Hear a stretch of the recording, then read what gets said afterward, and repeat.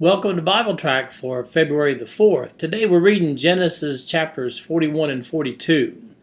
Chapter 41 begins with a dream by Pharaoh. He calls his magicians in and says, "Interpret my dream."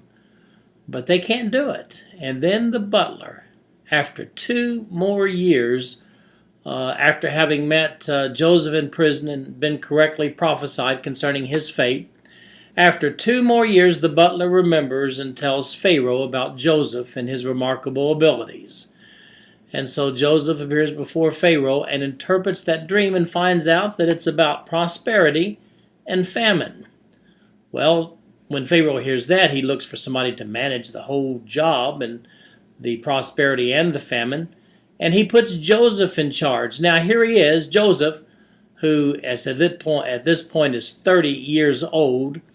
He was sold by his brothers when he was 17, so 13 years later, here's Joseph, second man in Egypt. Gets that big job, goes into business and starts collecting revenues from the Egyptians during these years of prosperity, and then when the famine hits, he starts selling it back to them. In chapter 42, his brothers show up.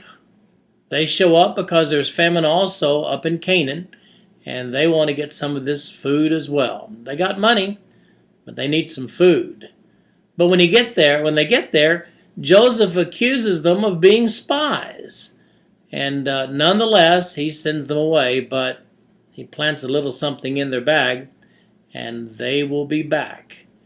It's an interesting read for the rest of the book of Genesis about what takes place, and you have to admit, these brothers have whatever comes their way coming to them.